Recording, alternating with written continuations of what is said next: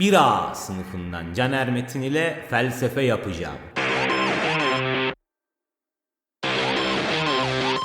Ölüm ölüm dediğin nedir ki gülüm? Ben senin için yaşamayı göze almışım. Merhaba, ben Caner Metin. 1A sınıfından filozofi allamesi Caner Metin. Geçen hafta yıllarımı verdiğim filozofi uğraşında yapacağım lakırdıyla sizleri isteğinize göre akranınız olan bıldırcın gibi hanım kızlar ve sülün gibi delikanlılarla vuslata erdirecek biçimde şenlendireceğimi bildirmiş.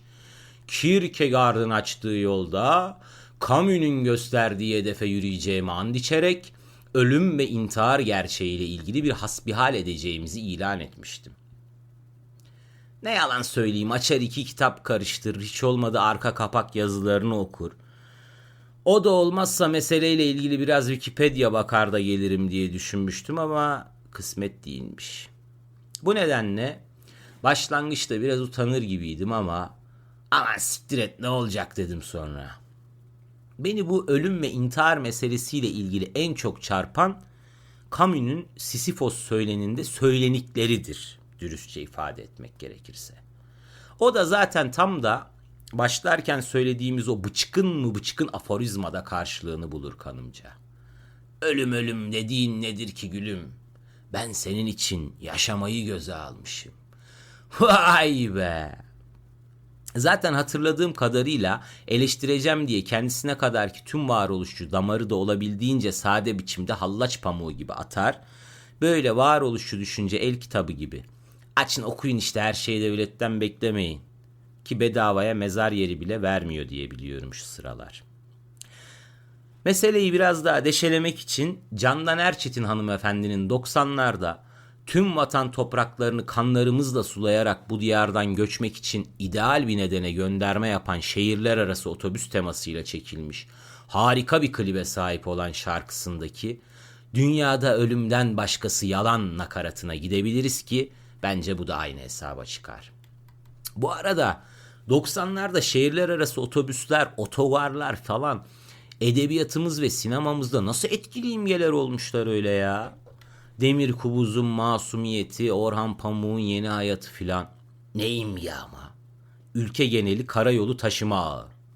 Oysa daha ilk 10 yılda iddiamız ana yurdu demir ağlarla baştan başa tığ gibi dokumaktı. Neyse konuya dönelim. Lafa limon sıktık.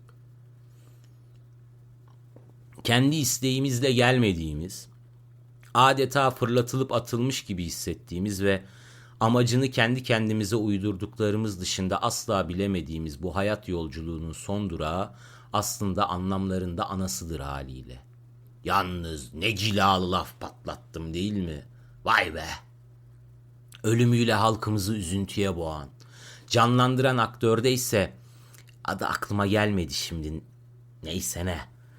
Gündelik hayat ve rol arasında takip etmesi çok eğlenceli bir karmaşa, yılları bulan bir tırlatma hali yaratan, büyük delikanlı Çakır'ın ifadesiyle "elimden öte köy mü var" meselesi işte.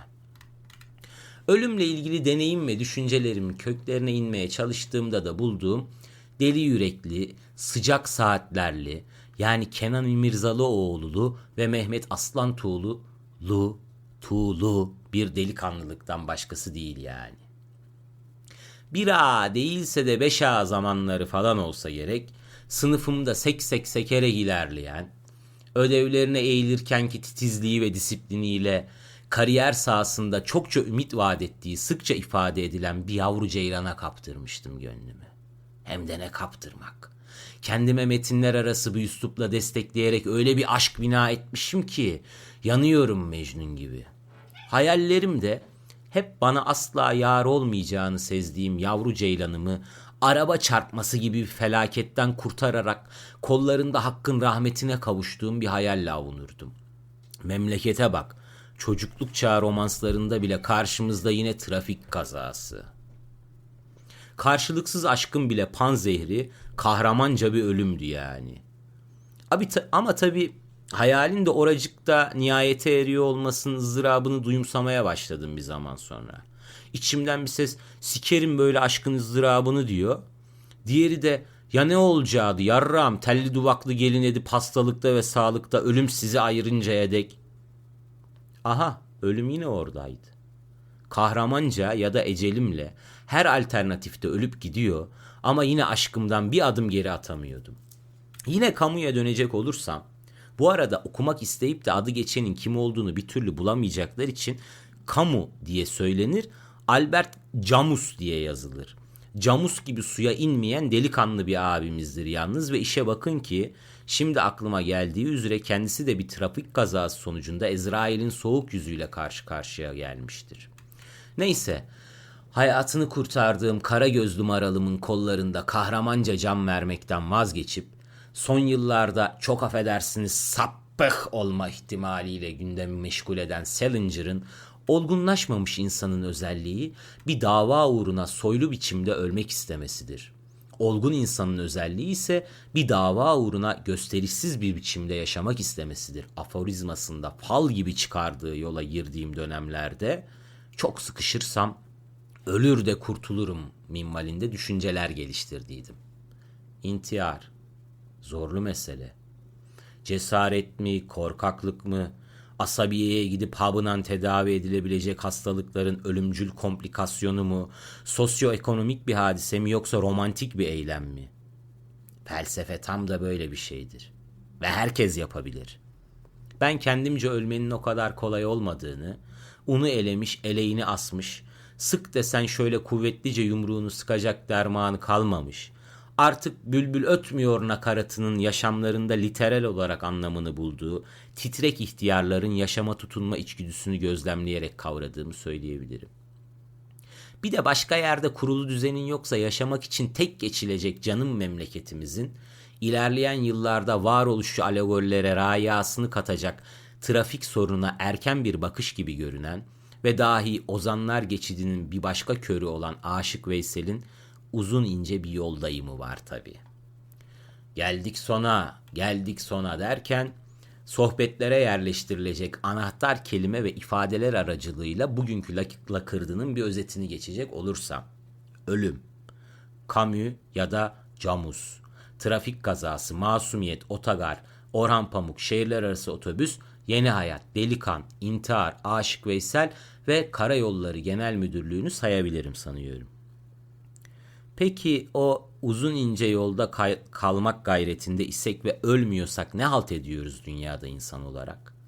Önümüzdeki hafta bu sorunun cevabına ilişkin lakırdıları Malatya'nın Hekiman ilçesine bağlı Ağılbaşı mahallesinde doğup Wikipedia'daki başka lafa yer bırakmayan sade ve net tanımıyla İnsan dünyasında ortaya çıkan somut problemlere yaklaşan özgün bir felsefi antropoloji ortaya çıkarmış olan Takiyettin Mengüşoğlu'nun görüşlerini karşımıza alarak arayacağız. İki kitap karıştırmadan gelirsem yine ezberden gideriz ama yapacak bir şey yok. Hem beyin de bedava. Ölüm düşüncesiyle ilgili yolumuzdan şaşmamak için en az filozoflar kadar delikanlı abiler ve ablalara da bel bağlayacağımız bu lakırdıyı yalnız ve güzel ülkemizin gördüğü en muhteşem abilerden birine ait bir dizeyle sonlandıralım. Ne ölümden korkmak ayıp, ne de düşünmek ölümü. Bira sınıfından Caner Metin'le felsefe yapacağım da haftaya yine görüşmek üzere.